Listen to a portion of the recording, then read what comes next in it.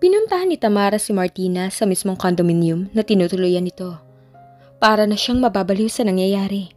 Isang araw pa lang niyang hindi nakikita ang mag-ama niya, para na siyang masisira ng ulo. Kasama niya si Mike. Nagpumilit itong samahan siya. Alam na rin itong nangyari sa kanila ni John. Hindi na rin niya maasikaso ang mga kliyente niya. Pinasara muna niya ang office niya. Kung bakit naman kasi ngayon pa biglang naglahong parang bula si Jelay. Hindi rin niya ito makontak. Pinag-isipan niya mabuti ang gagawin niya. Kailangan niya makiusap kay Martina. Kahit ang magmakaawa gagawin niya. Hindi ito ang panahon para pairali ng pride. Baka naman may natitira pang magandang kalooban ng babae at maawa sa kanya. So that, hindi niya kailangan mamili at gawin ang mga bagay na pinapagawa nito. Nakita niya ang paglabas ni Martina sa gusali at agad niya itong nilapitan. Martina! Nakita niya ang pagkagulat sa mukha nito. Martina, can we talk? I'm in a hurry. Nilagpasan siya nito pero agad niya itong hinarang. Nagulat si Martina nang bigla na lang lumuhod si Tamara at umiyak. I'm begging you please. Tigilan mo na to. Hirap na ako. Nahigpit niyang hinawakan ang kamay ni Martina. Tinitigan siya ni Martina at pagkuhay tumingala at bahagyang kirurap-kurap ang mata. Binawi nito ang kamay na mahigpit niyang hawak at mabilis siyang iniwan. Tumayo siya at marahas sa hinablot ang braso ni Martina. Ang tigas mo, Martina, napakasama mo. Are you that bad to destroy others' lives? For your own sake? Kahit ang pumatay ba kaya mong gawin para sa kasakiman mo? Napangiwi ng husto si Martina sa higpit na hawak niya sa braso nito. Halos bumaon ang mahahaba niyang kuko sa balat nito. Ngayon pa lang gusto na niya itong patayin. Binawi ni Martina ang kanyang braso. That's life, Tamara. You have to be wise or else ikaw ang kawawa. Nagpanting ng husto ang tainga ni Tamara sa sinabi nito. Otomatikong umigkas ang palad niya at dumapo yun sa pisngi ni Martina. Natigalgal si Martina nang halos umikot ang ulos sa lakas ng sampal ni Tamara. Ang tagal ko nang gustong gawin niya sa'yo. Itong tatandaan mo ha. Sa oras may mangyaring masama sa tatay ko dahil sa kasamaan mo, I swear. Papatayin kita. She said through gritted teeth. Enough, Tamara. Awat ni Mike sa kanya. Umalis si Martina na hawak ang pisngi. May lalaking sumalubong dito at tumingin pa sa gawin nila bago sumakay ng sasakyan. Nang lulumo siyang humarap kay Mike. Hindi ko na to kaya, Mike. I'm going to tell John everything. Are you sure? How about the company? I don't know. Pero unti-unti ako namamatay. Kung gagawin ko pa ang plano natin, baka mawala na ng tuluyan ng mag-ama ko. Kakamatay ko yun. Hindi niya alam ang mangyayari sa gagawin niya. Their company and her parents over the man she loves and her own son. Sa oras na pinaalam niya ang lahat kay John, siguradong hindi na niya mababawi ang kumpanya. Wala silang habol dahil legal ang lahat. At kapag nangyari yun, bubulusok ang kabuhayan ng pamilya niya or worse, maaaring ikamatay ng tatay niya. Pero pag pinili niya ang kumpanya, siya naman ang mamamatay at patuloy niyang masasaktan si John. Kaya siya ang nagdesisyong kausapin si Martina at baka sakaling maawa ito sa kanya at hindi niya kailangang mamili pa. Pero sadyang wala talagang puso ang babae at ngayon kailangan niyang sumugal. Wala sa kanyang halaga ang kumpanya. Ang mga taong mahal niya mahalaga sa kanya. At sa oras man na hindi maganda ang kahinatnan ng magiging desisyon niya, saka sila magtutos ni Martina. Halos masiraan na ng bait si John sa kakaisip. Hindi niya alam kung saan siya nagkulang para lokohin siya ni Tamara ng ganito. Wala nang isang buwan ang kasal nila. Pero bakit nangyayari pa mga ito? Inubos niya nga ang natitirang laman ng bote ng beer. Nasa balkonahe siya ng sariling kwarto at uminom mag-isa. Isang araw pa lang niyang hindi nakikita si Tamara para na siyang masisiraan ng bait. Ang bigat-bigat ng pakiramdam niya. Mariin niyang pinikit ang mga mata. Biglang nanariwa ang mga alaala nila ni Tamara. Naisip niya bigla mga huling gabi nila bago nangyari ang hindi maganda sa pagitan nila. Hindi man lang niya naramdaman na hindi siya nito mahal.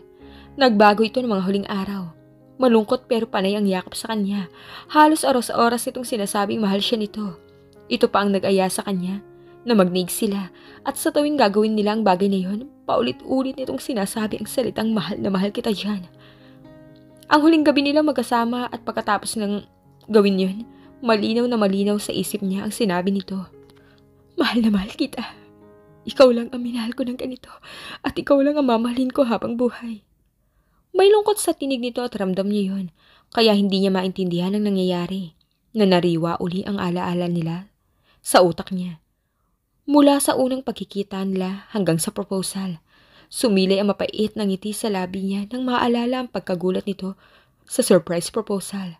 Tandang-tanda pa niya ang mga salitang binitawan nila sa isa't isa. Thank you dahil dumating ka sa buhay ko. Mahal na mahal kita. Huwag magbabago ang isip mo ha. If it will happen, siguro kung may isang mabigat na dahilan lang. Pero hindi mangyayari yon at walang bagay na pwedeng makapagpabago ng isip ko. Ikaw ang buhay ko dyan, ikaw at Siham. Ikaw mamatay ko kapag nawala ang kahit na isa man lang sa inyo. Napadilat siya bigla at naiangat ang likod mula sa pagkakasandal sa alaalang yon. Bigla ang hindi maintindihan kaba na nararamdaman niya. Mabigat na dahilan. Si Mike, siya siguro mabigat na dahilan? Napatiimbagang siya at madiing pinikit uli ang mata, pero muli ring napadilat. Bigla pumasok sa kanyang utak ang mga huling sinabi ni Tamara noon at ang dalawang nakaraang gabing magkasama sila. Parang may mali sa isip niya. Kung ibabase sakto ni Tamara, wala siyang maramdamang hindi siya nito mahal. Sa halip, mas nararamdaman pa niya ang pagmamahal nito. Magulo. Magulo. Hindi nito sinabing hindi na siya mahal at hindi rin nito sinabing mahal niya si Mike. Kailangan ko siyang makausap uli, hindi pwedeng ganito. I love her so much, para pakawalan lang siya basta. Tumayo siya at pumasok ang silid. Nagpalit lang ito ng t-shirt saka lumabas. Mabilis na bumaba si Jan ng sasakyan niya nang ihinto nito sa tapat ng bahay ni Tamara. Nangunot ang noon niya nang makita ang sasakyan ni Mike. Nabuhay uli ang galit niya. Sinuliapan niya ang relos niya. 8:00. Nakaawang din ang gate niya. Tumuloy siya pati ang main door ay bukas din. Mabilis siyang pumasok. Inaasahan niyang may tao sa loob pero wala siyang nadatnan. Hindi niya maintindihan pero bigla ang paggapang ng kaba sa kanya. Tumingala siya sa taas ng hagdan saka patakbong umakyat. Agad siyang nagtungo sa silid nila Tams. Bahagya siyang nagatubiling buksan ito pero binuksan pa rin niya pagkuhan. Pero natigalgal siya sa nasaksihan. Nagdilim ang paningin niya at umalpas ang pagkasuklam na nararamdaman niya sa dalawang taong magkapatong sa kama. Gulat din ang makikita sa mukha ng dalawa. Agad siyang lumapit at hinablot si Mike at walang habas na pinagsusuntok ito. Diyan, tama na! Awat ni Tamara pero hindi niya ito pinansin. Diyan, please, tama na! Hinawakan siya ni Tamara sa braso pero umigkas ang braso niya at malakas na naitulak si Tamara at muli niyang pinagsusuntok si Mike. Napadaing ng todo si Tamara. Malakas na suntok at tulak ang ginawa ni Mike kay Jan saka ito lumapit kay Tamara na animoy namimilipit sa sakit. Tamara! Kitang-kita ni Jan ang sakit sa mukha ni Tamara habang nakahawak sa Jan pero sobra siyang galit. Para sa kaluluhan pa ito. Mabilis siyang lumabas ng silid at bumaba. Paglabas niya ng bahay, ang kotse niya ang pinagsusuntok niya. Sumigaw pa siya ng pagkalakas-lakas. Wala nga siyang pakialam kung mabubulahaw siya ng mga kapitbahay. Nagpupuyo siya sa sobrang galit at pagkamuhi.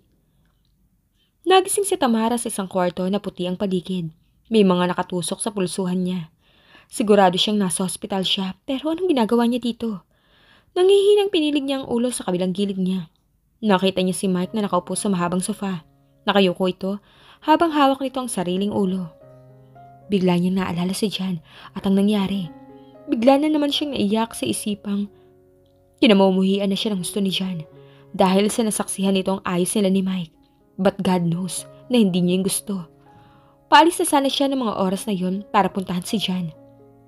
Palabas na siya ng kabahayan nang bigla niyang maulunigan si Mike na mukhang may kausap sa telepono at nakikipagtalo. Nangunot ang noo niya nang marinig niyang binanggit nito ang pangalan ni Martina. Lumapit siya sa pinto at pinakinggan si Mike. Huwag na huwag mong subukang ipaalam ang lahat kay Jan, Martina. Kung ayaw niyo ang kumpanya niyo ang mawala sa inyo. Baka nakakalimutan mong ako ngayon ang major shareholder na kumpanya niyo. Ako na nagmamay-ari na kumpanya niyo. Kumabog ng husto ang dibdib ni Tamara sa narinig. Ibabalik ko sa inyo ang kumpanya niyo, maging ang share ko. Handa kong ibigay sa inyo. Kapag nakasal kami ni Tamara, gawin mo ang trabaho mo. Pinatay nito ang cellphone at humarap. Pero gulat na gulat si Mike na makita siya. Ikaw ang nasa likod ng lahat ng to. Sa mga narinig niya, mukhang inuutusan nito si Martina. Binablockmail din. Bigla niyang naalala ang huling komprontasyon nila ni Martina. Ang huling sinabi nito na to be wise, matigas ang bigkas nito at nangungusap ang mata at palihim na sumulyap kay Mike. At si Mr. Martinez na puro iling at yuko ang tugon na mukhang hindi gusto ang pinapagawa. Kaya din ba siya pinipigilan ni Mike? Sa pagpunta kay Jan kanina. Tamara, Tamara, sandali! Agad na lumapit sa kanya si Mike, pero pinagbababayo niya ito sa dibdib gamit ang dalawang kamay niya. I hate you! I hate you! Of all people, Mike, ikaw ba ang gagawa sa akin ito? I trust you! Agad siyang niyakap ni Mike. Tamara, I'm sorry. Let me explain. Pagsusumamo nito, buong lakas niya itong tinulak gamit ang lahat ng lakas na mayroon siya. There's no have to explain anything. Malinaw ang lahat, Mike. You manipulated us. Akala ko si Martin ang masama, ikaw pala. Umalis ka na. Dahil kahit anong gawin mong hindi ko gagawin ang gusto mo. Mabilis ang makiat si Tamara at umalis sa silid. Pero sumunod pa rin si Mike sa kanya. Hinawakan siya nito sa braso at hinarap. Tamara, I'm sorry. I just love you so much. Kaya nagawa ko yun. Tamara, just marry me. Ibabalik ko ang kumpanya niyo. Dinabid niya ang kamay ni Mike. Timbagang niyang sinalubong ang titig nito. Kahit patayin mo ako, I will never ever marry you. Si Jan at si Jan lang ang tangi kong mamahalin at hindi ikaw. Matigas ang pagkakabigkas niya sa mga salita at pasigaw ang huli. Hinawakan siya ni Mike sa mukha. Bakit ba hirap na hirap kayong mahalin ako ha, Tamara? Ganun ba ako kahirap mahalin? Madilim ang mukha ni Mike. Malayo sa Mike na nakilala niya ang aura nito ngayon. Laking gulat ni Tamara nang siilin siya ng halik ni Mike sa labi. Buong lakas siyang nagpupumiglas at nagsisigaw nang makawala ang labi niya. Kahit alam niyang walang makakarinig, mag-isa siya sa bahay dahil pinasunod niya si Yaya sa bahay ni Jan dahil mas kailangan nito doon. Hiniga siya ni Mike sa kama at mahigpit na hinawakan ang pulsuhan niya. Hinalikan siya nito sa leeg. Halos mawala na siya ng lakas sa pagpapumiglas. Dumaloy ang mga luha niya at tumigil sa panglalaban nang biglang naramdaman ng panghihina. Tama na, Mike, please. I'm so tired. I'm so drained. Hirap na ako. Mahina niyang sabi. Doon tumigil si Mike at marahas sa buntong hininga pinakawalan nito. I'm sorry, sabi ni Mike pagkaraan ng ilang sandali. Doon naman bumukas ang pinto at sabay silang napalingon. Si Jan ang niluwanon, madilim na madilim ang mukha nito. Pagkatapos magpambuno ang dalawa at maitulak siya ni Jan ng malakas, nakaramdam siya ng sobrang sakit sa tiyan at hindi na niya alam ang sumunod na nangyari. Umangat na mukha si Mike at agad siyang nilapitan na makitang gising na siya. Tamara, I'm so sorry. Dinala nito ang kamay niya sa pisngi nito. Naramdaman niyang nabasa ang kamay niya. Does he cry? Hindi niya ito magawang tingnan. I'm sorry for being selfish. Pinagsisihan ko ang ginawa ko. Kinain ako na matinding galit ko kay Jan. Pakiramdam ko kinuha niya ang lahat sa akin. Una si Martina. Sumunod ang share sa power plant na pinaghirapan ko ng husto para makuha. Dahil sa nangyaring yun, mas lalo kong naramdamang wala akong kwenta sa paningin ng tatay ko. Doon siya tumingin kay Mike. Kitang-kita niya ang sakit sa mga mata nito. Halata rin niya sa mata nito ang puyat dahil sa bahagyang pangingitim ng ilalim ng mata nito. Sunod ikaw. Okay na tanggap ko na kayo talaga. Pero bakit niya ako kailangang pagbawalan na makipagkaibigan sa'yo? Nangunot ang noon ni Tamara. Of course not. Pagtatanggol niya kay Jan. Yes, he did. Nang minsan kitang tawagan at siyang sumagot, sinabi niyang tigilan na kita. All I want is your friendship, Tamara. Husto na ako doon. Hindi ko alam pero sa tuwing kausap kita gumagaan ng lahat para sa akin. Kaya lang ang damot niya, kaya nagawa ko to. Gusto kitang mapa sa akin sa kahit anong paraan. Ginamit ko si Martina para siya ang kamuhian mo at hindi ako. May pait sa boses nito. Hindi lang ako sinaktan mo, Mike. Pati ang pamilya ko. My father was almost died. And I trust you so much. I'm sorry, I'm so sorry. Kung alam mo lang kung gaano ako nasasaktan at kinakain ng konsensya ko sa tuwing nakikita kitang umiiyak. Gusto kong saktan ngayon ang sarili ko dahil sa kalokohan ko. Ayusin ko ang lahat, I promise.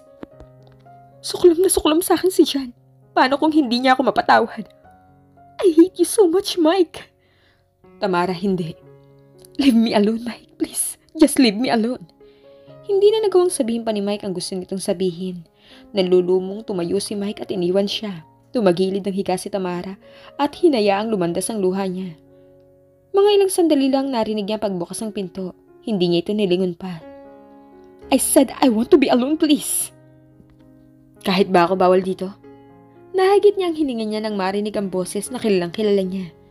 Marahan siyang humarap dito at ang mga luhang marahang lumalandas ay bumilis ang paggagos. Jan!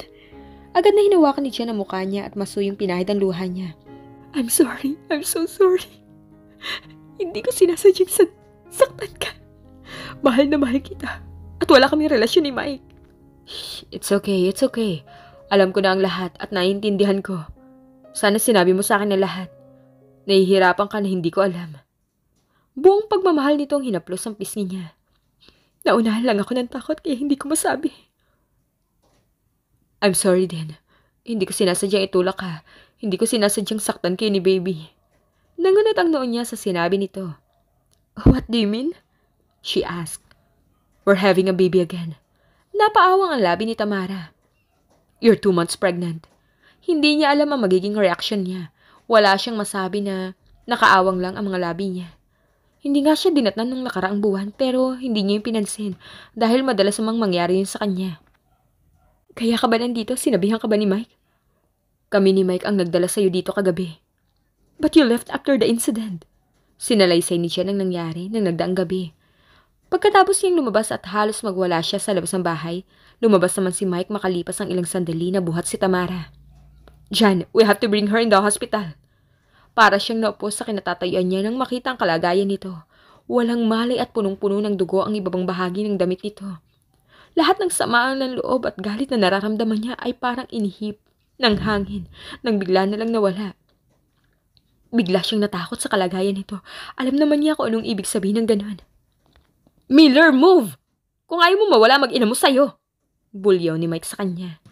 Doon siya nahimasmasan. Agad siyang kumilos at kinuha si Tamara. Si Mike ang pinagmaneho niya habang nasa likod sila ng sasakyan. Halatang halata ang pangangayat ng mukha nito. Bahagyang lubog at nangingitim ang ilalim ng mga mata nito. Hold on baby please. Mahigpit niya itong niyakap at kasabay ng butol ng luhang kumawala sa mata niya. After being a kid at magsimula siyang magbinata, hindi pa niya naranasan ang umiyak. Walang babaeng nagpaiyak sa kanya. Maging ang mga magulang niya, hindi siya napaiyak sa mga sermon nito paminsan-minsan. Tanging ang babaeng yakap-yakap niya ang tanging nagpakawala ng luha sa mga mata niya. At kung may mangyari mang masama kay Tamara, he will never ever forgive himself. Alam niyang ang pagkakatulak niya dito ang dahilan kung bakit ito nasa ganitong kalagayan ngayon. Sinabi na rin sa kanya ni Mike ang lahat-lahat maging ang mga larawan. Ito rin pala ang nagpadala sa kanya. Biktima lang din si Martina ng pananakot ni Mike. Nang malaman ni Mike na nakasanla ang kumpanya nila Tamara, agad itong gumawa ng paraan para makuha ang ibang shares ng mga stockholder sa kumpanya ng mga Martinez. Para sa ganon, siya ang magiging major shareholder. At mamanipulan niya ang lahat. Humingi ito ng tawad sa kanya at ibinigay na rin niya ang kanyang kapatawaran dito. Kitang-kita niya ang pagsisisi nito. Marahil sa tindi ng pagmamahal nito kay Tamara, kaya nagawa nito ang ganung bagay. Pero aminado siya na may kasalanan din siya. Mike was just asking for the friendship, pero pinagkait niya yun dahil sa selos. Dahil sa tuwing tatawag ito kay Tamara, lagi naman ni Tamara itong pinapaunlakan pero kung nawala ang anak nila na matagal niyang inasam, hinding-hindi niya talaga itong mapapatawad at maging ang sarili niya. Kung may nangyari sa inyo ng anak natin, hinding-hindi ko mapapatawad ang sarili ko. Jen, I love you so much. Maigpit niyang niyakap si Tamara. And I love you too, more than you'll ever know. More than everything else, more than my own life. My life would be miserable without you, Tamara. I might end up in the mental hospital if I lost you. I feel the same way, Jen. I'm so close to being insane these past few days. Jen kissed her on her head gently and held her tightly in her arms. I love you, baby. Punong-puno ng pagmamahal at parang ayaw niya itong bitawan. Gusto niyang iparamdam dito kung gaano niya ito kamahal sa pamamagitan ng kaniyang mahigpit na yakap. Pagkatapos ng lahat ng pagsubok na pinagdaanan nila ni Jan, mas naging matatag na sila. Mas tumatag ang kanilang samahan, ang pagmamahalan sa isa't isa at mas nagkaroon ng tiwala sa isa't isa. Minsan iniisip niya na mukhang nakabuti pa nga ang mga nangyari. Dahil sa mga nangyari, nalaman niya kung gaano siya kamahal na magulang niya. Nang malaman ng kanyang ama ang pinagdaanan niya, sinabi nito na hindi niya dapat yun ginawa dahil mas mahalaga siya at ang pamilya sa ano pa mang bagay. Naiyak siya ng husto sa sinabi ng kanyang ama, lalo nang sabihin nito na mahal siya nito. Sobrang iyak niya nang marinig yun mula sa kanyang ama. Mula nang mamatay ang kanyang kapatid, hindi na niya narinig pa ang mga salitang yun mula sa daddy niya.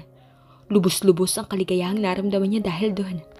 About Martina, Humingi ito ng tawad at maging si Mr. Martinez dahil naipit lang din sila sa sitwasyon.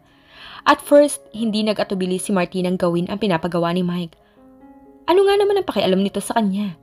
Galit nga ito sa kanya at isa pa mas importante ang kumpanya ng pamilya nito kaysa sa ano paman. Pero nang lumuhod daw siya sa harap nito at umiyak, nasagi daw ang nagkukubling kabutihan nito sa puso. Totoong naawa ito sa kanya at sinubukang kausapin si Mike para itigil na ang lahat. Napangiti naman si Tamara nang maalala ang pag-uusap nila nito. Kung noon mo siguro ako sinampal, pinatulan kita. Sabi ni Martina sa huli nilang pag-uusap. May nobyo na rin ito, ang lalaking nakita niya noong puntahan nito sa condominium. Si Mike, hindi na sila nagkita pa pagkatapos ng mga nangyari. But now, Mike sent a letter to her. Kinuha niya ang isang maliit na puting sobre sa ibabaw ng tokador. She opened it, slipping a letter out at sinimulang basahin ang sulat. Dear Tamara, I just want to say sorry again for everything that I've done. I know that my reasons are unacceptable and I had caused too much pain for you to forgive me easily. I regret, Tamara, and I really hate myself for being selfish until now and then. Sana pag nakita tayo ulit, wala na ang galit mo sa akin. I wish all the best for you. Mike. Nilagay niya ang sulat sa kanyang dibdib at pinikit ang mata. Sumilay ang mabining ngiti sa labi niya. I've already forgiven you, Mike. I'm hoping that you'll find the right girl for you, she thought to herself. Mabuting tao si Mike para sa kanya at totoong minahal niya ito bilang kaibigan. Wala na ring dahilan para magkimkim pa siya ng galit. Masaya na siya at okay na ang lahat-lahat. She heard the knock on the door and opened it at the same time. Niluwanan ng isang babae. Miss Dilo, it's time. The girl said. She slipped the letter back into its envelope before it stood up. Tiningnan muna niya ang sarili sa salamin. Ito ang araw na pinakaaantay niya. Ang araw na maging isang Mrs. Miller siya. Suot niya ang isang eleganteng puting trahe de boda na gawa ni Bettina Yap. Pumasok ang mami niya at nilapitan siya nito. Tamara, baby, ikakasal ka na. I'm so happy for you. Bakas ng kagalakan ang mukha ng kanyang ina at nagyakap sila nito. John was standing at the end of the aisle, waiting for his wife-to-be. Kinakabahan siya na hindi maunawaan kung saan ang gagaling. Nag-uumapaw din ang kanyang kasiyahan habang matamang nakatingin sa papalapit na si Tams. Pakiwari niya, siya ang pinakamasayang lalaki sa buong mundo sa mga oras na to. He's now marrying the woman he loves. As Tamara reached the end of the aisle, he took a step towards her, and Mr. Dilo handed Tams to him after giving them respect by pressing his forehead on the elder's hand. Sinukbit ni Tamara ang kamay sa braso niya at binigyan nila ng ngiti ang isa't isa bago nagtungo sa dambana. The priest says a few introductory words to the congregation and the ceremony begins. Habang ginagawa ng pari ang seremonya, ay napakalayo naman ang isip ni Tamara. Wala sa sinasabi ng pari ang utak niya. Naiisip niya lahat ng pinagdaanan niya. Mula simula, ang pagpasok niya noon sa maling kwarto. Hindi niya akalain na makikita niya pa ang lalaking naikama niya mahigit 4 na taon na nakalipas at ngayon ikakasal na sila. Napangiti siya bigla nang bigla na lang pumasok sa isip niya ang honeymoon na gagawin nila ni John sa isang private island na regalo sa kanila ng magulang ni John. Dapat sa Europe ang punta nila pero nag-decide sila na sa isla na lang dahil ayaw siyang mapagod ni John dahil sa pagdadalang tao niya. Bakit nga ba niya iniisip ang ganong bagay samantalang ito siya at buntis sa pangalawang anak nila? Pero hindi niya mapigilang ma-excite. Paano naman kasi simula nung magbuntis siya, John was very gentle to her sa lahat ng bagay. Kulang na lang buhatin siya lagi nito at paliguan. Lalo na pagdating sa intimacy nila, na Papa Jesus Christ na lang siya. Hindi sa kung ano pa man, kung di sa pagkabiti niya. Ayaw nitong gumalaw ng mabilis dahil masasaktan daw ang baby. Kahit sinabi naman ng doktor na hindi naman mapapano ang sanggol sa sinapupunan niya. Bumalik ang diwa ni Tamara ng bahagyang sagin siya ni John sa braso gamit ang braso nito. Tiningnan niya ito. Ngumuso ito at takang tiningnan niya ang inuso nito. Nakalapit na sa kanya ang microphone. I do. Mabilis niyang sagot. Nagtawa na ng lahat sa sagot niya, pati ang pare ay natawa din.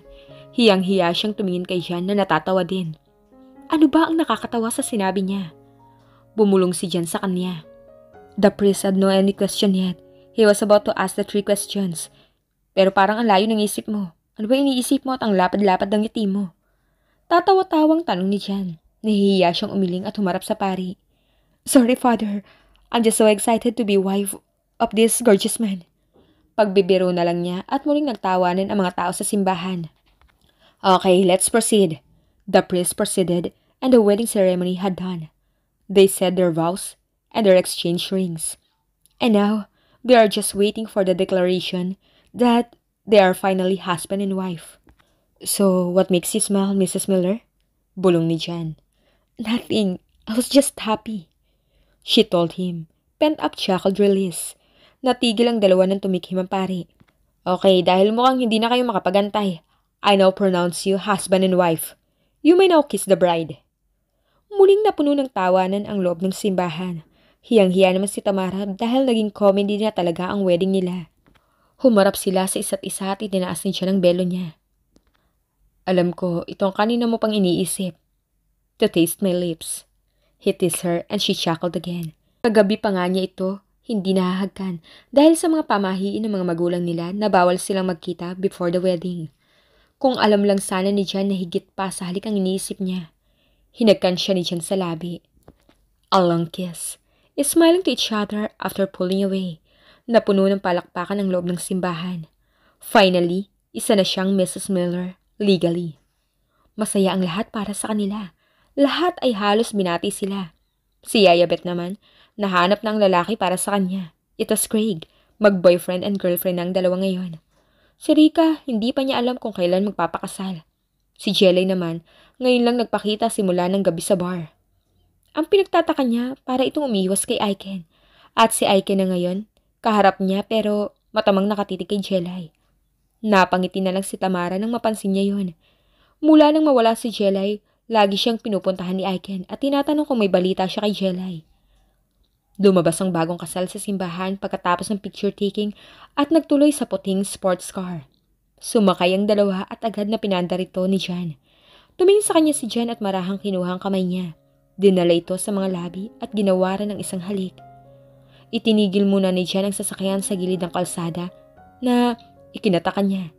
Inalis nitong seatbelt at lumapit sa kanya. I love you, Mrs. Miller. Ang sarap pakinggan ng mga salitang yun para sa kanya. Mula sa taong mahal niya. I love you too, Mr. Miller, asawa ko. Lumapad ang ngiti sa labi ni Jan at ginawaran siya ng halik sa labi. Huwag na kaya tayong pumunta ng reception. Tuloy na tayo sa honeymoon. Marahan siyang natawa. I'd also love that pero hindi pwede. Nakatayo si Jan sa amba ng pinto habang matamang nakatitig sa asawa na abala sa pagpapatuyo ng buhok. Suot nito ang pulang lingerie. Napapabuntong hininga na lang siya dahil sa tuwing titingin siya sa asawa ay parang naglalabas ng matinding enerhiya ang katawan niya. Pakiramdam niya tinalo pa niya si Naruto sa tuwing magta-transform into a monster. Na nagtataglay ng 9 na buntot, pakiramdam niya libo-libong buntot ang lalabas sa kanya. Sa nararamdaman niya sa kanyang asawa. She was craving for his wife. He wants his wife. Yung bang gawin nila yun parang walang bukas, pero hindi niya magawa, baka kasi masaktan ang anak niya, at baka kung ano pang mangyari. Natakot siya ng muntik na itong makunan. Nang sabi ng doktor na kailangan ng complete bed rest ni Tamara, ay talagang halos hindi niya ito pinapakilos. At hanggang ngayon dala niya ang takot na yun kahit sinasabi ng doktor na okay na ito. Natapos si Tamara sa ginagawa at napansin siya nito. Tumayo ito at dahan-dahan ang lakad na ginawa nito palapit sa kanya na animoy na ngaakit. Bakit andyan ka? Binasapan nito ang labi at marahang kinagat ang ibabang labi. Napatitig na lang siya dito sa magandang mukha nito. Hinaplos niya pisngi ng asawa. I'm so lucky to have you, Tamara. You're so beautiful. Mas maswerte ako dahil minahal mo ako. Siniil niya ito ng halik at may kasabi kang tinugon nito ni Tams. Sa kanya sinara ang dahon ng pinto. Tumigil siya sa paghalik at binuhat si Tamara. Pinaupo niya ito sa kama. Siya naman umupo sa likuran nito. Ito ang unang gabi nila na ganap na sila mag-asawa. At pagkatapos ng ginawa nila, Tamara collapsed over him. Buong higpit niyang niyakap ito at inantay bumalik sa normal ang paghinga nila. Daig pa nila ang nangarera. Lalo si Tamara dahil sa lakas ng hangos nito. "Tams, are you okay?" Tanong niya at mabining halik ang ginawad niya sa ulo nito. "Yeah, good, great." "Are you okay, baby? Sorry ha. Ang mami mo kasi, di ko tuloy napigilan." "Bakit ba hindi pa siya sumisipa?" "Jan, 3 months pa lang ang tiyan ko, ikaw talaga." Hinalikan uli niya ang tiyan ni Tamara. Hinila niya ang comforter at ikinumot sa kanilang dalawa. Tinukod niya ang siko sa unan habang salo ng ulo ng kamay na nakatagilid sa pagkakahiga. Hinawi niya ang buhok ng asawa at dinampian ng halik sa labi. "You're the most beautiful girl on earth. And you're the most handsome on earth, my dear husband. And such a gentleman." Nagising si Tamara na wala na si Jan sa tabi niya. She removed the comforter and got off from the bed. She walked to the closet to get clothes to wear. She wore a soft and clingy white maxi dress. Nag-ayos lang siya ng sarili bago lumabas ng kwarto. Bumaba siya at nilibot ang buong kabahayan pero wala si Jan sa loob. She go outside to find her husband.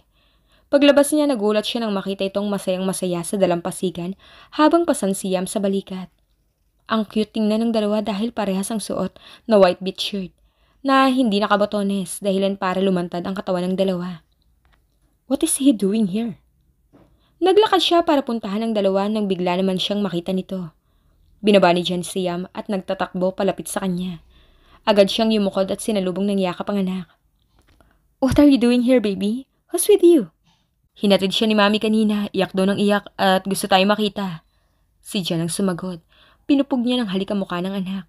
Yumakap naman ito sa kanya at pilit inaabot ang tiyan niya. "Kuya loves you, baby," sabi ni Yam at hinaplos pa ang tiyan niya. Muli itong bumaba at tumakbo palayo sa kanila. Inakbayan siya ni Jan. Tiningala niya ito at dinampian naman siya ng halik sa labi. Humarap ito sa kanya at hinapit ang baywang niya at ang braso naman niya, kinawit niya sa batok nito. Pinakatitigan siya nito na parang sinusuring mabuti ang mukha niya. "Why?" "Nothing. I'm just wondering if what I have done in the past life to have a great life now." Napangiti si Tamara sa sinabi nito. "Until now, it seems like I'm dreaming." Ang babaeng na ikama ko dati at tanging babaeng gumulos sa utak ko after that night is now in my arms. Nahalikan ko at asawa ko na. "You're not dreaming." Hinawi ni Jan ang mga hibla ng buhok niya na ginugulo ng hangin sa kakinulong ang mukha niya sa palad nito. "Hi, Tams, you have no idea how you make me happy. You complete me. You make my life so meaningful. You did the same to me, Jan. I'll promise that I'll do my very best to be a good wife to you and to be a good mother to our children.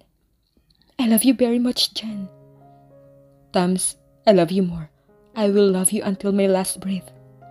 Masuyo nitong hinagkan ang labi niya na buong puso at pagmamahal niyang tinanggap at tinugon. Punong-puno ng pagmamahal ang bawat galaw ng labi nila. Natigil sila sa biglang pagyakap ni Yam sa mga hita nila.